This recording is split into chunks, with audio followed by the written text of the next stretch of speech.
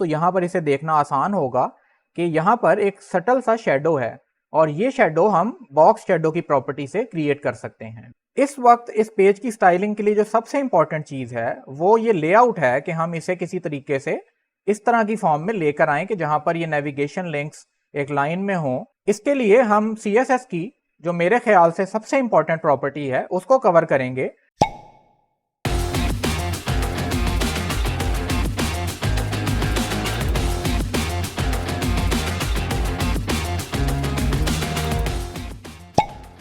अस्सलाम वालेकुम दोस्तों, मेरा नाम सलमान है और आप देख रहे हैं प्रैक्टिकल डेव। दोस्तों, लास्ट वीडियो में हमने अपने CSS प्रोजेक्ट का ओवरव्यू लिया था। उसके अलावा हमने अपने प्रोजेक्ट का एक बेसिक सेटअप किया था जिसमें हमने अपने प्रोजेक्ट को एक टाइटल दिया था, एक फेव आइकॉन दिया था, डिफ़ॉल्ट स्टाइल्स को रीसेट करने का तरीका देखा था और हमने ये देखा था कि एक एक्सटर्नल स्टाइल शीट कैसे क्रिएट की जाती है और अपने पेज के साथ कैसे लिंक की जाती है। तो दोस्तों, आज हम इस प्रोजेक्ट को कंटिन्यू करेंगे, तो मज़ीद वक्त ज़ाया किए बगैर चलते हैं अपनी VS कोड की स्क्रीन की तरफ। तो दोस्तों, पिछली वीडियो में हमने ये 007.html फाइल क्रिएट की थी और इसके साथ ही हमने ये reset.css और styles.css की दो फाइलें क्रिएट की थी। ये जो हम कन्वेंशन फॉलो कर रहे हैं कि हर वीडियो के साथ उसकी फ़ाइल को क्रिएट कर रहे हैं, इसी को फॉलो करते हुए मैं यहाँ पर एक छोटा सा चेंज करूँगा कि अपनी styles.css फाइल का नाम 007-styles.css रखूँगा और reset.css का नाम हमें चेंज करने की ज़रूरत नहीं, क्योंकि ये सेम फाइल ही हम आने वाले सारे वेब पेजेस में अटैच करेंगे। तो दोस्तों, इस 007.html पेज की एक कॉपी बना लेते हैं और इसको नेम दे देते हैं 008.html का, और इसके साथ ही अपने स्टाइल्स की फ़ाइल की एक कॉपी बनाकर इसको 008-styles.css का नाम दे देते हैं और इसी फाइल को हम अपनी 008.html फाइल में अटैच करें। तो दोस्तों, इस पेज को हम अपने VS कोड के लाइव सर्वर के ज़रिए खोल लेते हैं और आप देख सकते हैं कि इस पहले टैब में मैंने अपना जो प्रोजेक्ट है उसको एज रेफरेंस खोल के रखा है। तो अभी आप देख सकते हैं कि हमारा पेज बिल्कुल ब्लैंक है। तो हम एक एक करके अपने इस प्रोजेक्ट के एलिमेंट्स को अपने इस नए पेज में क्रिएट करना शुरू करेंगे और उनकी स्टाइलिंग शुरू करेंगे। तो दोस्तों, सबसे पहले आप ऊपर देख सकते हैं कि हमारे पास एक नेविगेशन बार है। इसका हम अगर एक ब्रॉड ओवरव्यू लें तो हमारे पास टॉप लेवल पर एक डिवीजन है जो कि पेज की पूरी विड्थ को कवर कर रही है। उसके बाद हमारे जो नेविगेशन के एलिमेंट्स हैं, जैसे कि ये लिंक्स हैं और ये जो लोगो है, ये आपको पेज के सेंटर में एक और डिवीजन में नज़र आ रहा है। तो बेसिकली एक एक्सटर्नल डिव है, उसके अंदर एक सेंटर में डिव है जो कि बेसिकली हमारे पेज के साइज़ को या मैक्सिमम विड्थ को रिस्ट्रिक्ट कर रही है। अगर मैं इस पेज को जूम आउट करूं तो आप इसको बेहतर तरीके से देख सकेंगे। तो जूम आउट करने के लिए क्रोम में हम कंट्रोल और माइनस की कीज़ यूज़ कर सकते हैं। तो आप देख सकते हैं कि जैसे जैसे मैं पेज को छोटा करता जा रहा हूं, हमारा एक सेंटर में ये जो एरिया है ये अपनी विड्थ मेंटेन किए हुए है और इसका मतलब कि इसको एक मैक्सिमम विड्थ दी गई है कि ये उससे ज़्यादा ग्रो नहीं कर सकता। कंट्रोल 0 के ज़रिए हम इसे वापस अपनी डिफ़ॉल्ट जूम लेवल पर ले आएंगे और आगे चलते हैं।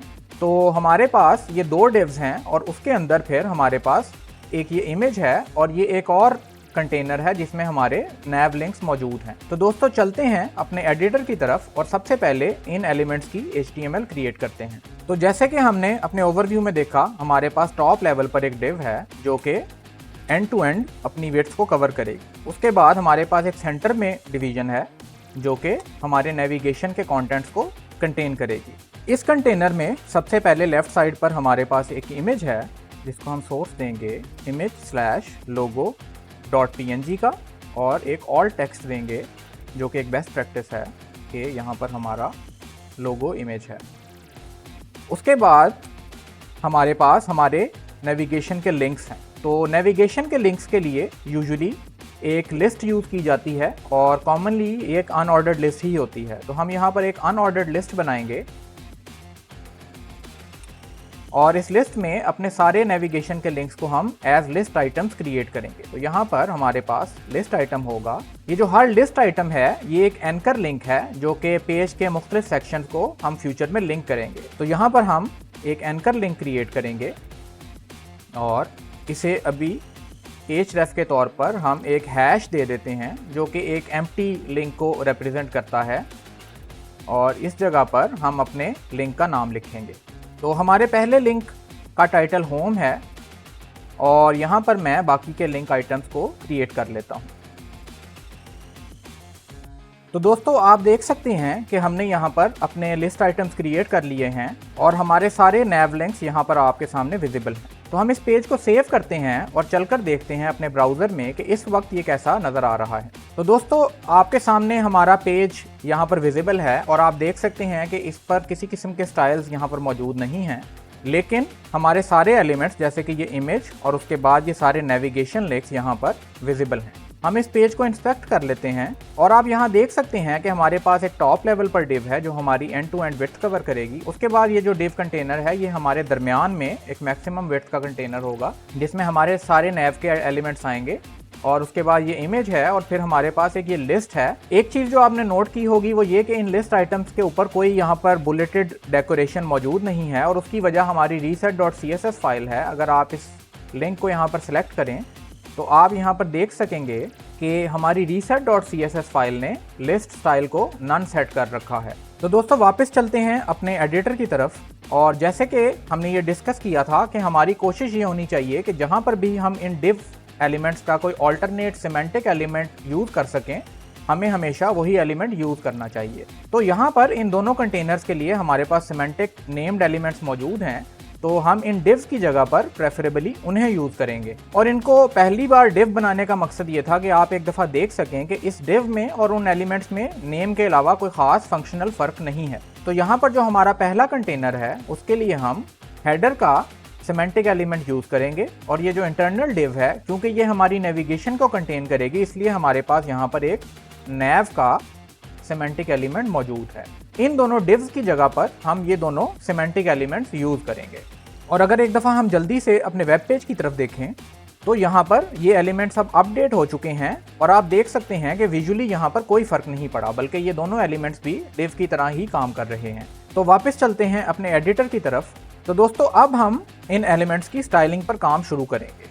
तो सबसे पहले अपने हेडर को स्टाइल कर लेते हैं और इसे एक क्लास देंगे टॉप बार की। ये क्लास हम चलकर अपने CSS की फाइल में क्रिएट कर लेते हैं। तो यहाँ पर हम अपनी टॉप बार की क्लास क्रिएट करेंगे और कर्ली ब्रेसेस ओपन करेंगे। तो दोस्तों पहला स्टाइल जो हम अपनी टॉप बार को देंगे वो एक बैकग्राउंड कलर है जो कि वाइट होगा और यहाँ पर हम बैकग्राउंड कलर की प्रॉपर्टी को थोड़ा एक्सप्लेन कर लेते हैं।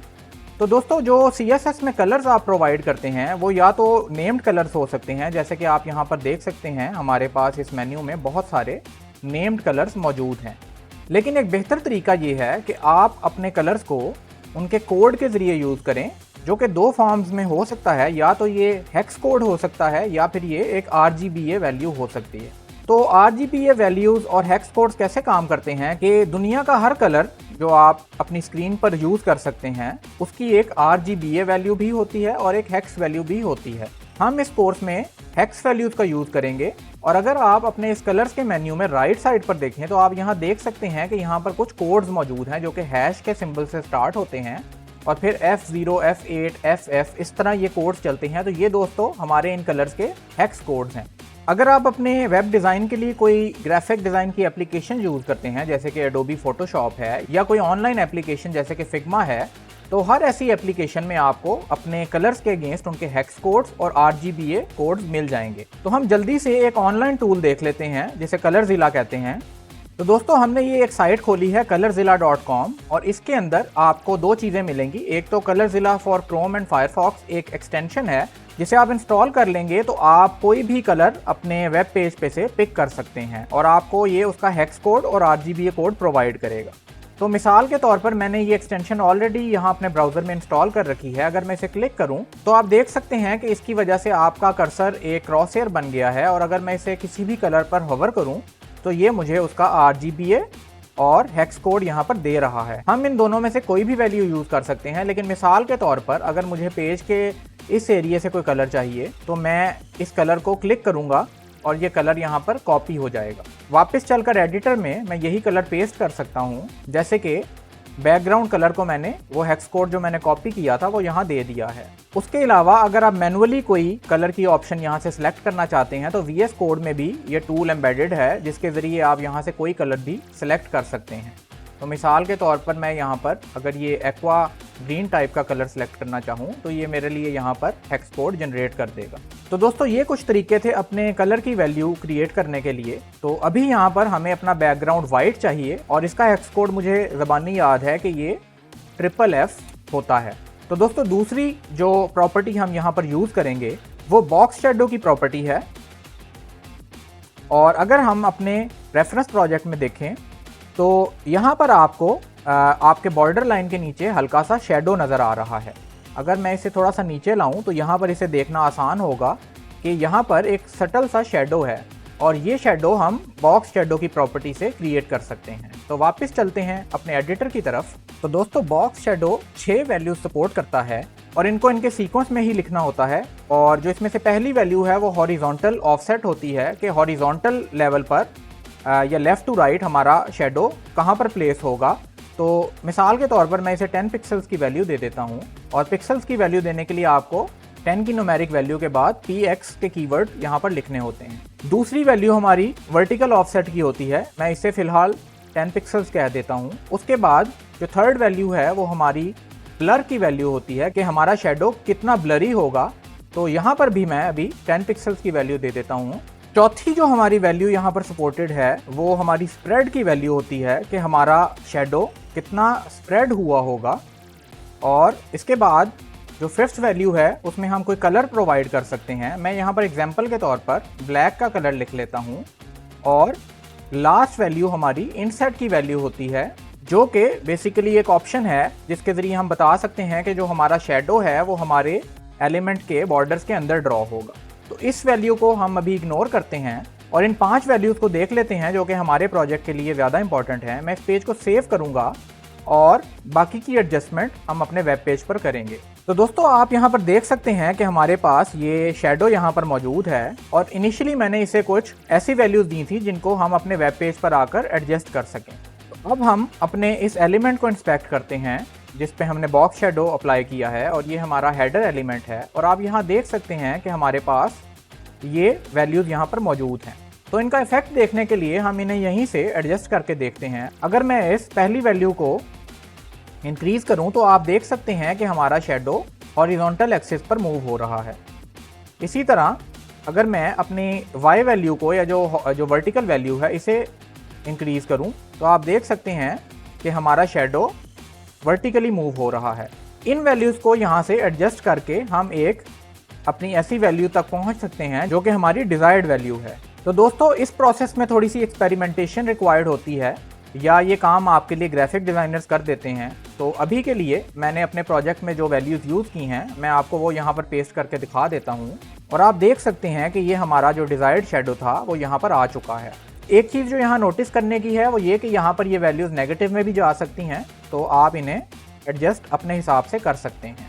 तो जैसे कि हमने एक्सपेरिमेंट करके अपनी एक्चुअल रिक्वायर्ड वैल्यू यहाँ पर कैलकुलेट कर ली है तो हम इसे यहीं से कॉपी करेंगे और वापस चलकर अपनी स्टाइल शीट में पेस्ट कर देंगे और इस पेज को सेव कर देते हैं। तो दोस्तों ये जो दो प्रॉपर्टीज़ हमने यहाँ पर ऐड की हैं, बैकग्राउंड कलर की और ये जो बॉक्स शेडो की प्रॉपर्टी है, ये हमने कुछ वार्म अप के लिए यहाँ पर ऐड की हैं और इससे हमें एक स्टार्ट मिल गया है। लेकिन जो असल चीज़ यहाँ पर देखने की है वो ये कि यहाँ पर लेआउट के कोई हालात नहीं हैं, बल्कि हर चीज़ यहाँ पर बिखरी हुई है। इस वक्त इस पेज की स्टाइलिंग के लिए जो सबसे इम्पॉर्टेंट चीज़ है वो ये लेआउट है कि हम इसे किसी तरीके से इस तरह की फॉर्म में लेकर आएँ कि जहाँ पर ये नेविगेशन लिंक्स एक लाइन में हो और हमारे लोगों का साइज़ प्रॉपर हो। इसके लिए हम CSS की जो मेरे ख्याल से सबसे इम्पॉर्टेंट प्रॉपर्टी है उसको कवर करेंगे। और जैसे कि मैंने बताया था कि कुछ इंपॉर्टेंट प्रॉपर्टीज़ ऐसी होंगी जिसे मैं प्रोजेक्ट से हटकर एक्सप्लेन करूँगा। तो चलते हैं अपने एडिटर की तरफ और यहाँ पर एक नया फोल्डर क्रिएट कर लेते हैं जिसका नाम मैं अपेंडिक्स रखता हूँ और इसमें एक नई फाइल क्रिएट करूँगा डिस्प्ले। यहाँ पर हम एक ब्लैंक HTML की बॉयलर प्लेट क्रिएट कर लेते हैं, इसका नाम रख लेते हैं डिस्प्ले प्रॉपर्टी।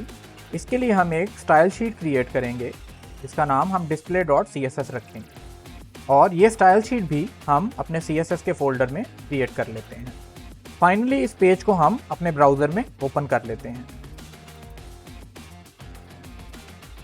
तो दोस्तों हमारे सामने एक ब्लैंक पेज यहाँ पर मौजूद है और हम कवर करने जा रहे हैं अपनी CSS की डिस्प्ले की प्रॉपर्टी, जो कि मेरे ख्याल से सबसे ज़्यादा इंपॉर्टेंट प्रॉपर्टी है और यही वो प्रॉपर्टी है जिसके ज़रिए हम अपने पूरे पेज को लेआउट करते हैं। इसलिए इस पर अगर आपको थोड़ा सा एक्स्ट्रा टाइम भी लगाना पड़े तो वो टाइम आपको यहाँ पर लगाना चाहिए। तो दोस्तों डिस्प्ले प्रॉपर्टी कैसे काम करती है कि बाय डिफ़ॉल्ट हमारे पास HTML में जो एलिमेंट्स होते हैं उन्हें ऑलरेडी एक डिफ़ॉल्ट डिस्प्ले प्रॉपर्टी असाइंड होती है। जैसे कि आप राइट साइड पर देख सकते हैं कि यहाँ यूज़र एजेंट स्टाइल शीट में हमें HTML का जो मेन एलिमेंट है उसे डिस्प्ले ब्लॉक की प्रॉपर्टी ऑलरेडी असाइंड नज़र आ रही है। तो मिसाल के तौर पर हम अपने एडिटर में चलते हैं और मैं यहाँ पर एक H1 हेडिंग क्रिएट करता हूँ। उसके बाद मैं इसकी एक कॉपी बना लेता हूँ और इसे H2 कह देता हूँ। हम इस पेज को सेव करते हैं और वापस चलते हैं अपने ब्राउज़र की तरफ। तो दोस्तों आप देख सकते हैं हमारे पास दो हेडिंग्स यहाँ पर मौजूद हैं। अगर मैं इस हेडिंग को क्लिक करूँ तो आपको यहाँ पर डिस्प्ले ब्लॉक की प्रॉपर्टी असाइंड नज़र आएगी। ये जो ब्लॉक की प्रॉपर्टी है इसका मेन मकसद ये होता है कि आपके एलिमेंट को जिसकी डिस्प्ले वैल्यू ब्लॉक हो उसको आपके ब्राउज़र की कंप्लीट विड्थ असाइन करना, और दूसरा काम ये होता है कि जब आप एक ब्लॉक लेवल का एलिमेंट या वो एलिमेंट जिसका डिस्प्ले ब्लॉक सेट होता है उसे जब क्रिएट करते हैं तो वो नेक्स्ट लाइन पर क्रिएट होता है। जैसे कि मैंने एक हेडिंग क्रिएट की थी, उसके बाद मैंने ये एक दूसरी हेडिंग क्रिएट की थी, तो जो दूसरी हेडिंग है वो एक नई लाइन पर क्रिएट हुई है और ये इस वजह से हुआ है क्योंकि इसकी डिफ़ॉल्ट डिस्प्ले की वैल्यू ब्लॉक है। एक चीज़ जो यहाँ याद रखने की है वो ये कि CSS की हर प्रॉपर्टी की तरह हम इस प्रॉपर्टी की वैल्यू को ओवरराइड कर सकते हैं। इन हेडिंग एलिमेंट्स की तरह बहुत से एलिमेंट्स हैं जिनकी डिफ़ॉल्ट डिस्प्ले वैल्यू ब्लॉक ही होती है, जैसे कि एक पैराग्राफ का एलिमेंट है। तो मैं अगर यहाँ पर एक पैराग्राफ क्रिएट करूँ और उसमें कुछ लॉरम इप्सम टेक्स्ट लिखूँ तो आप देख सकते हैं कि ये जो पैराग्राफ एलिमेंट है ये भी एक नई लाइन पर क्रिएट हुआ है और इसकी डिफ़ॉल्ट डिस्प्ले की प्रॉपर्टी की वैल्यू ब्लॉक है।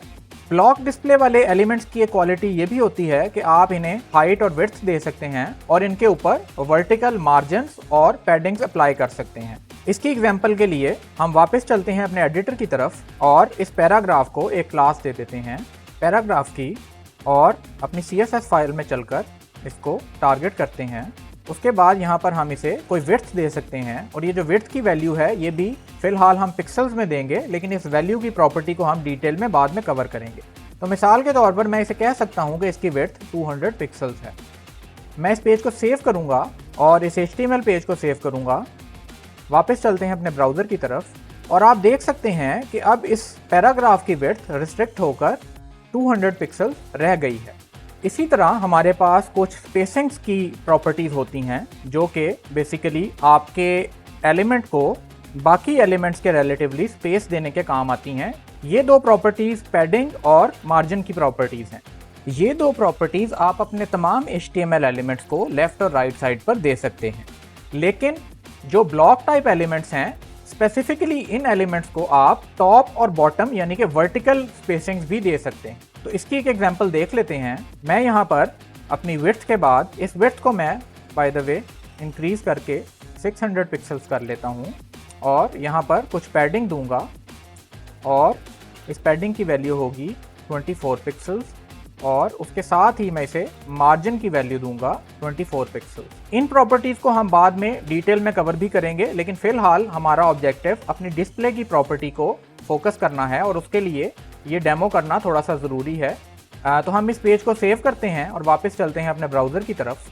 तो आप देख सकते हैं कि हमारे इस पैराग्राफ को चारों साइडों से कुछ स्पेसिंग मिल गई है। अगर हम इसे इंस्पेक्ट करें तो आप यहाँ देख सकते हैं कि हमारे पास दरमियान में हमारा पैराग्राफ मौजूद है जिसकी विड्थ 600 पिक्सल्स है।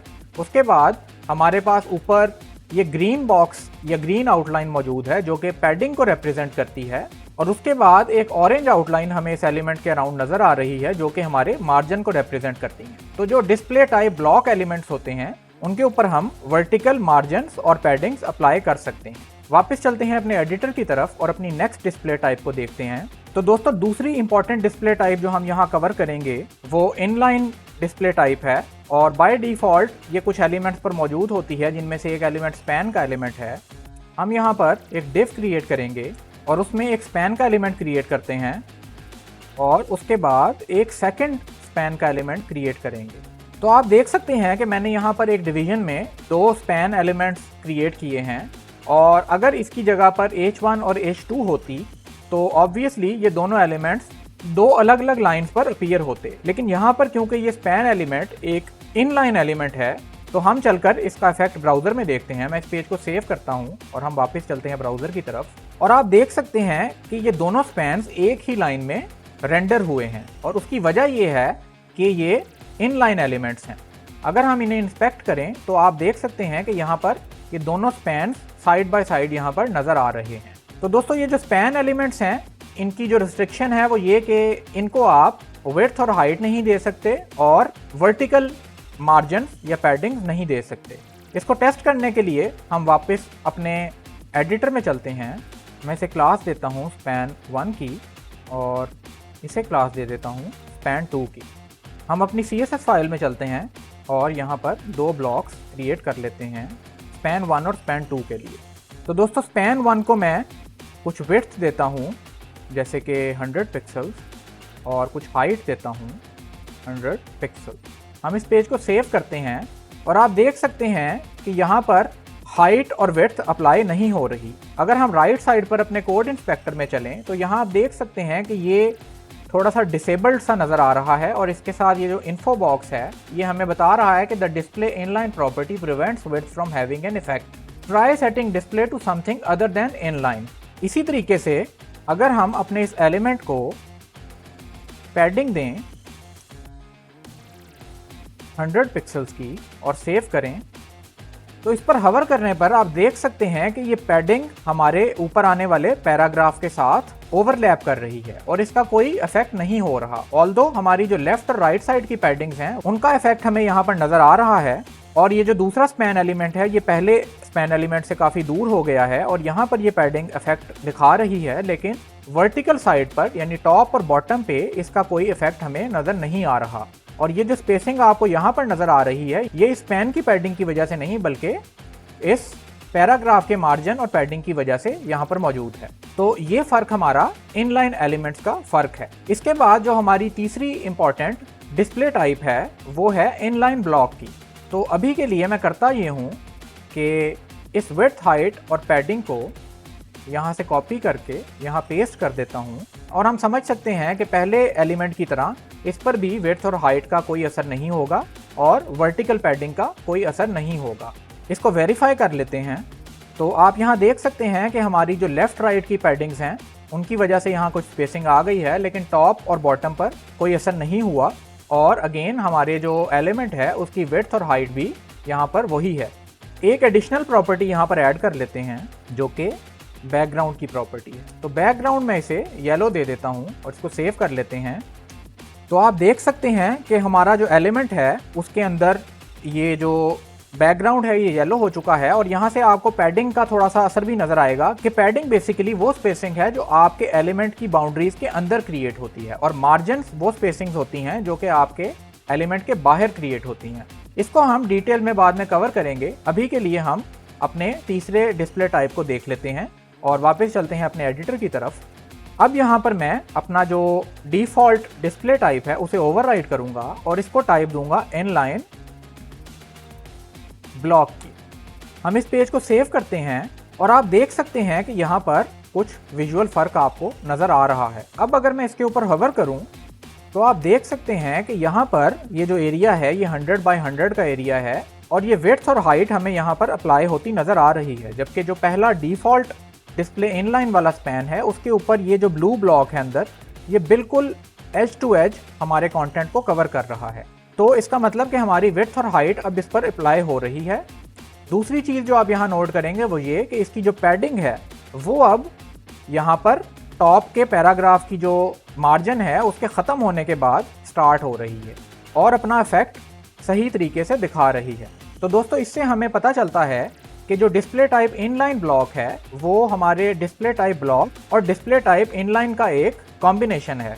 तो ये एलिमेंट बाय डिफ़ॉल्ट डिस्प्ले एक सेम लाइन में हो रहा है इनलाइन ब्लॉक होने की वजह से, लेकिन ये मार्जिन, पैडिंग्स और विड्थ और हाइट के मामले में बिल्कुल एक ब्लॉक एलिमेंट की तरह बिहेव कर रहा है। इसके अगेंस्ट अगर हम यहाँ पर इस इनलाइन ब्लॉक को ब्लॉक कर देते तो आप देख सकते हैं कि अगेन विड्थ, हाइट, पैडिंग हमारे ब्लॉक एलिमेंट होने की वजह से ये सही से मेंटेन कर रहा है, लेकिन डिस्प्ले टाइप ब्लॉक होने की वजह से अब ये एक नई लाइन में रेंडर हुआ है। तो दोस्तों ये थी हमारी 3 basic display types, block, inline और इनलाइन ब्लॉक।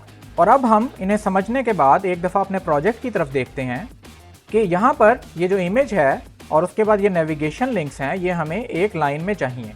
तो इसका मतलब कि ये जो डिस्प्ले टाइप्स हैं इन्हें हमें ऑल्टर करना होगा। तो वापस चलते हैं अपने एडिटर की तरफ और इन पर कुछ स्टाइल्स अप्लाई करते हैं। तो सबसे पहला काम जो यहाँ पर मैं करूँगा वो ये कि इन्हें कुछ क्लासेस असाइन करता हूँ ताकि इन्हें स्टाइल करना आसान हो सके। और इसको मैं क्लास दे देता हूँ टॉप नैव की।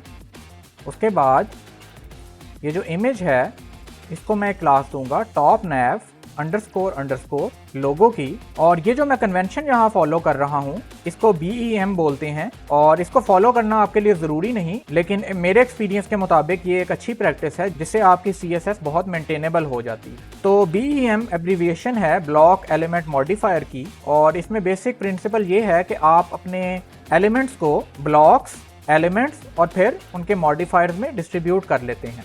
इसका लिंक मैं आपको डिस्क्रिप्शन में प्रोवाइड कर दूंगा अगर आप इसे मजीद पढ़ना चाहें, लेकिन फिलहाल आप इस टेक्निक को मेरे साथ फॉलो कर सकते हैं। और मैं अगर इसका एक ओवरव्यू देना चाहूँ तो बेसिकली यहाँ पर हमारा नैव जो है वो मेन एक एलिमेंट है।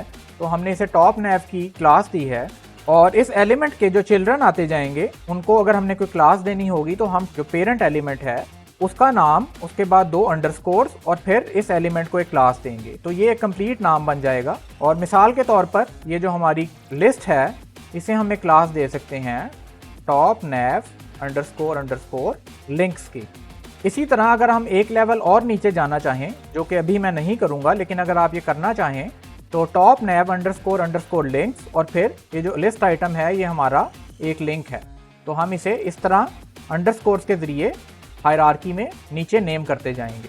तो इसे मैं अभी फ़िलहाल यहाँ से रिमूव कर देता हूँ और चलते हैं अपनी स्टाइल शीट की तरफ। यहाँ पर हम अपनी टॉप नैव लिंक्स की जो क्लास है उसे टारगेट करेंगे।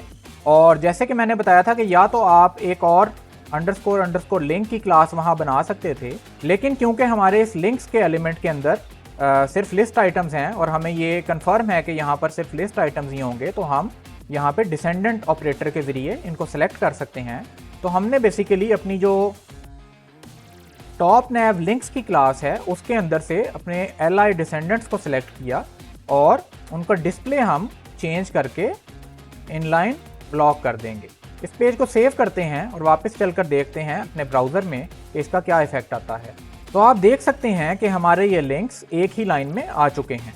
इसी तरह अगर हम राइट साइड पर देखें तो ये जो UL की हमारा ब्लॉक एलिमेंट है इसकी डिस्प्ले टाइप भी बाय डिफ़ॉल्ट ब्लॉक है। तो अगर हम चाहें तो इसे भी हम इनलाइन ब्लॉक कर सकते हैं और हमारा ये इमेज और ये लिंक्स एक ही लाइन में आ जाएंगे। लेकिन इसके लिए हम फ्यूचर में एक और डिस्प्ले टाइप का इस्तेमाल करेंगे। फिलहाल मैं आपको सिर्फ दिखाने के लिए यहाँ पर एक टेम्परेरी स्टाइल ऐड कर देता हूँ कि अगर मैं इसकी डिस्प्ले वैल्यू को इनलाइन ब्लॉक कर दूँ तो आप देख सकेंगे कि ये हमारा इमेज और ये लिंक्स जो हैं ये एक ही लाइन में आ चुके हैं। तो दोस्तों ये थी हमारी कुछ basic CSS display types. Next video में हम इस डिस्प्ले की प्रॉपर्टी पर और एक्सपेंड करेंगे। अगर आपने ये चैनल अभी तक सब्सक्राइब नहीं किया तो प्लीज़ इसे सब्सक्राइब कर लीजिए और अगर वीडियो पसंद आई हो तो इसे लाइक और शेयर करना मत भूलिएगा। Till next time, this is practical Dev signing out.